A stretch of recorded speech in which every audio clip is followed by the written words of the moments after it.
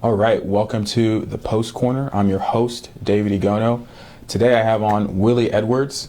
He was a WVU defensive back from 1984 to 1988. Yes. Willie, how are you doing today? I'm doing great. How are you doing, Dave? I'm good. Good. Now, before we jump into the interview and we talk about the good old days, plays that you made, experiences that you've had, you're a former player now. You've been off campus for however long. On game days in town, where do you watch football? What do you like to do on game days? Do you still get that same excitement, that rush that you had on game days? No, not at all. You got that rush when you're playing because you got a chance to hit somebody. So that's a little different than sitting in the stands and watching other people, do the hitting and, actually being out on the field. So there's a little bit of excitement, that not like the running out of the tunnel and getting ready to play a game type of situation. So just a little different. Okay. That's totally understandable. So let's jump into your story. You actually went to Morgantown High School, but you're not a native Morgantown kid. No. Tell us about how you came to Morgantown. I'm originally from Greensboro, North Carolina, and ministry actually brought me to Morgantown. My uncle, who raised me, Bishop Washington, moved to Morgantown and started a church, and he brought me with him, and that's how I got to Morgantown. So how did you choose MHS, or was it just district lines? And district lines. I had no idea about what high schools were here, where we lived at. That's the high school I went to, and things worked out and went to Morgantown High. Okay. Now, you guys actually had a great season that one year that you were here. 1 year, yes, we won the state championship. Well, I mean, can you explain that to me as somebody who played high school football for 4 years and never got close? What does it feel like to move somewhere and experience success in this almost foreign land? Actually, moving to Morgantown was probably the best thing ever happened to me in my life. I was in a big town in Greensboro, North Carolina, and a lot of great football players down there, and good football in general. Coming to Morgantown, it was a nice change of pace for me. Actually, Morgantown had a good team. The year before that, they made it to the playoffs, so I kind of think of myself as the missing piece or that missing puzzle that they needed to get to the next level. That's awesome. Now, the crazy thing is, and we'll get back to this later on in the interview, you now actually coach at Morgantown High. Yes. Full circle, or is that something that you ever saw coming, or is that just how your path played out for you? Just how the path played out, because I didn't plan on coaching. Once I finished, I was like, you know what, I'm done with football. I don't want anything else to do with it, because if I can't be a participator, I don't want to be around it. So, I kind of stayed away from it for a while. Even after I graduated from WVU, I didn't go to games for a while. It was tough to sit in the stands after playing for 5 years and then not be a part of it. So it took a while before I started coaching football. Actually, I started coaching Major League Football first, did that for a couple of years. Then I coached at South Middle School, did that for a year or two, and then went to MHS. So let's talk about the decision to play at WVU and to not take other offers. Was that hard? Was that easy? Was that easy? That was the easiest decision I had to make, because, like I said, moving to Morgantown, like I said again, was the best thing that ever happened to me. And I loved Morgantown, loved the way the people accepted me when I moved to Morgantown. And I thought it would be kind of selfish of me to, take my talents elsewhere and play. And I got recruited by, Miami, Pitt, Virginia Tech, a lot of the schools around here, which I didn't know a whole lot about them, but, Morgantown and WVU was almost a no-brainer. And it's kind of funny because my high school coach played at WVU, Vic Bonfilla. He played back in the 40s. And, after I signed with WVU, he and I were talking, and he let me know that I'd gotten some letters from some schools that, like, mainly Pitt, that he didn't give them to me because he didn't want me to go to Pitt because, of the rivalry. So, not that it was a chance of me going there anyway. That's funny. That's funny. You had a guardian angel, so to speak. That's funny. So, within a year or so of you stepping foot in Morgantown, you're at WVU. Let's talk about adjustments, because that's one thing that a lot of people, they kind of forget. When you're 18 years old and you come from wherever you come from, even if it's in town, and you step on a college campus, and oh, by the way, you need to perform on the football field and in class. Huge adjustment. It's different in the way they do it now. They get the kids, and kids can come in January, and they can get, acclimated to going to class, get acclimated to the lifting regimen, and then even sometimes go through spring practice. When I came to school, everything happened at one time. You came in, you started playing football, a couple weeks in, now you're going to class, and so you got a lot going on at one time. So it was tough. It was a big adjustment, even being from Morgantown, getting up, going to class on your own without having your parents waking you up telling you got to go, making sure you're on time to places, practices, watching film and things like that. So it was a big adjustment, but I think that if you're a disciplined person, you won't have no issues with it. And like I said, I love the whole college atmosphere, friendships, guys that I met, playing football, something that I love to do. So all that together was, was a great situation. So just for people who, or for those out there who don't understand, you essentially stepped on campus and you had to pick your classes. You had to wake up on time. You had to go to workouts. You had to actually go to class. You had to actually study. You had to, what was it, meal plans? You feed yourself? What was it like for you? I mean, the things, they're typically the same, but we didn't have everything right there at the stadium. We didn't have a cafeteria there.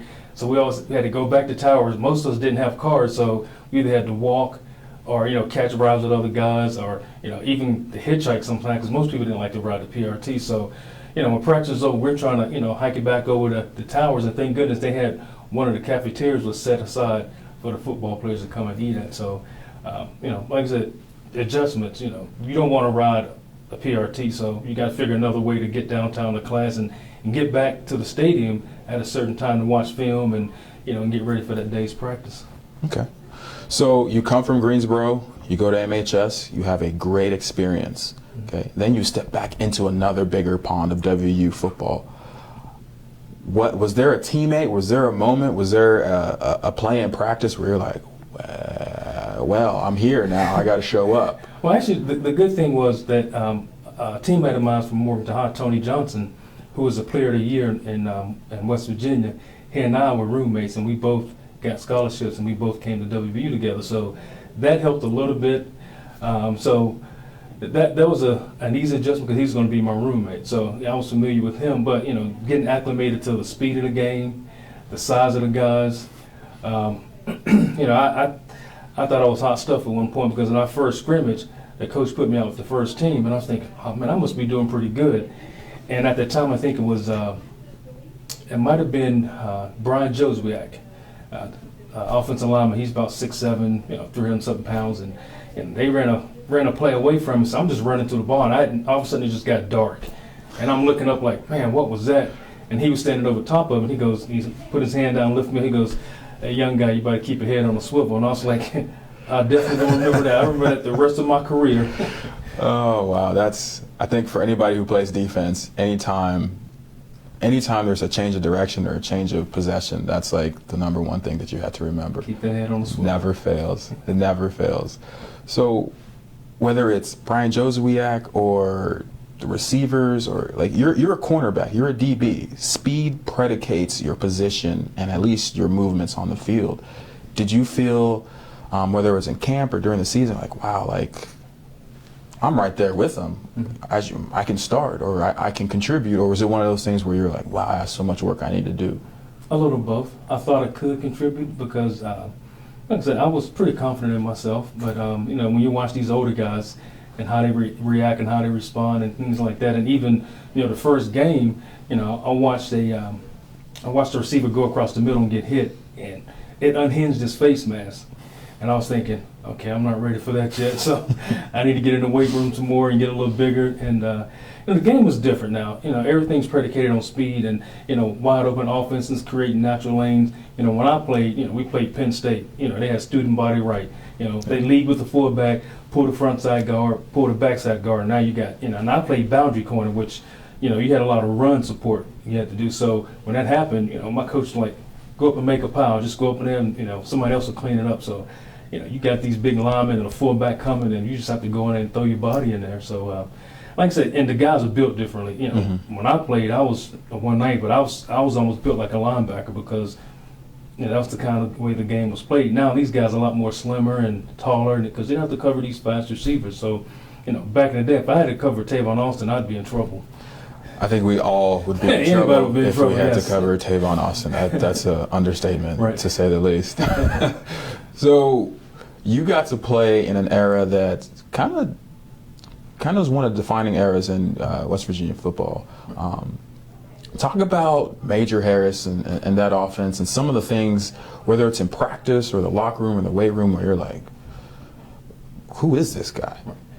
I think a lot of people have seen what he's done in games, but he did things in practice that were far more amazing than what he did in games. I mean, it's he would make guys look even extra silly in practice. But another thing about Major, a lot of people know, he's probably one of the funniest guys you ever want to meet. I'm telling you, just hilarious, constantly. Always a jokester, always got something going on, and just a fun guy to be around. And as far as that era of us playing football, I think. You got these so much now that you got all these ESPN, you got all these mechanisms where guys can put videos of themselves out on internet and things like that. So I think what they recruited back then was they recruited guys that they were good, but they were going to get better each year. Now you recruit these guys who are 4 and 5 stars, so they expect these guys to come right in and play. I don't even know what star I would be back then, 2.5 maybe, something like that. But the thing about it was, our graduating class, I think we only lost maybe 2 or 3 guys, and we got better every year, each year, and then that senior year was, it culminated with, that first undefeated season. So let's talk about that undefeated season. When we talk about great teams, there's so many different factors, okay? Yes, you need a guy like Major Harris. You need guys on the offensive and defensive line. You need a solid defense. What was the morale like? What was the camaraderie like? Was it a brotherhood? Was it, hey, Coach Nealon's saying we got to do this, let's do it? Or was it like, oh, we can't stand Coach Nealon, let's do this, let's go the other way? I don't know too many guys on the team that didn't like Coach Nealon. He was almost like a grandfather to you, pretty much. But I think we took it upon ourselves as a team that we even had team meetings without the coach and saying, look, hey, we got to get this done. And if anybody wasn't going in the same direction with us, we take them by the neck and say, you either come with us or you got to go somewhere else. And, most guys got on board. And, we had a lot of guys that were great players. We had Reggie Rembert. He was a Randy Moss before his time. He was about 6'6", could run, catch the ball. We had Craig Taylor was a fullback. He played in the NFL for a while. Borlando was a strong safety. He played. Alvord Mays played in the NFL, won a Super Bowl. Mike Fox was a defensive lineman. He played with the Giants, won a Super Bowl. So we had a lot of guys that were good football players, not just Major, but, had some other guys in place that helped out with that season. Was there pressure on you guys as you started to mount up the victories? Because I remember back in 2005 when I was on the team, we came out of nowhere, and there was almost no pressure because, who's Steve Slayton? Who's Pat White? Who's Owen Schmidt? And those guys took the game by the scruff of its neck and just dominated. But with you guys, it's a little different era and it's a little different format. Right. Well, in the beginning of the year, I guess one of the commentators had picked us to be one of the top teams in the country. And, we knew we were going to be good, but we didn't know how good we were going to be. So, like I said, each game we got better and better. And you could tell after each game, we started to, have more confidence in our abilities and what our team could do for that year. So let's talk about the Fiesta Bowl. Fiesta Bowl that bittersweet in West Virginia fans and former players and coaches' minds. Talk about the lead up. One of the things that you said was that it was on your birthday. Yeah. Take us back to that day or to that bowl preparation period. What was it like? We thought we prepared ourselves for that game as far as watching film and being mentally ready for it. I don't think they were going to do anything at that point in the season. You can't change so much. So I think we were ready by watching film and, getting game ready in practice. Anyone talk to you, they'll tell you, Major Harris getting hurt, kind of put a downer on us. A lot of guys looked to him because, he was our leader and he's probably, almost 60-70% of our offense. So, when you lose that, your field generate kind of, everybody was looking around like, okay, what's going to happen now? So, and not to take anything away from Notre Dame, they were a good team, but I think that, we play them any other time, I think we beat them. I agree with you. I agree with you. One of the coolest things about that game is that you had to pick. Yes, I did. What I mean, obviously in the game, adrenaline's flowing. The scoreboard isn't in your favor, so you're not thinking about look at what I did. Right. But looking back on it now, whether it's your performance or the defense as a whole, what's the one memory, the one I remember? Like you have certain smells in the bowl game where it's just like, man, like yeah, we did that. Like when we played in the Sugar Bowl, I remember the grass at the Atlanta Dome. And did you have that one specific memory where you can just you see it or you smell it, where this memory just pops up? Not really. I think at the time when I got the interception, we were only down 10 points. And I think I picked it off around the 40, and ran it back to the 20, 25-yard line, something like that. And I think, momentum's getting ready to swing, things are getting ready to happen. And, next couple of plays, it was 3rd and 20-something. So, even we got that little, glimmer of hope, it was quickly doused and, things didn't work out. But one of the things that, and going prior to us playing in the Fiesta Bowl was the last home game we played against Syracuse, when I had an interception return for a touchdown. And leading up to that game, all the defensive backs had interception return for touchdown. Darryl Whitmore had one, Bo Orlando had one, I think Albo Mays had one, and I was the only guy that didn't have one. And they were making fun of me the whole week, and they were, hey, you got one game left, so what are you going to do? And I'm thinking, man, that'd be nice to get one. And I actually got one that game, which it was pretty neat that I got it. It was our last game, and it was the final game of the season that kind of culminated to our undefeated season.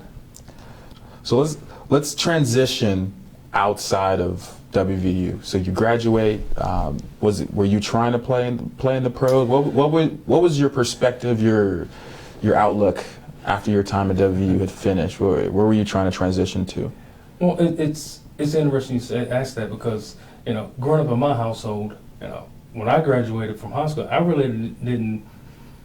Before I got all the scholarship offers, I wasn't really planning on playing football in high school, because I wasn't really heavily recruited or anything at first. Like I said, the guy that I played with, Tony Johnson, was being recruited by everyone, and so thank goodness when those guys came to see him, when they put on the film, when they saw him, they saw me. So thank you, Tony Johnson. I appreciate that. But my family and my parents, they prepared me for life after football. They always told me, look, if you're not going to make the NFL, you better have another plan. Even though I had a chance, I got a trial with the Steelers. It didn't work out, but to me that didn't make me any less of a person, because I didn't play in the NFL, and I thank my family for that, because they taught me that there's more to life than just running up and down a football field. And after trying out with the Steelers, that didn't work out. They said, hey, go play in a semi-pro team and work on some different things. Did that, and I was like, you know what, time for me. I got my degree. Go and get me a job and start working for a company, and that's what I did.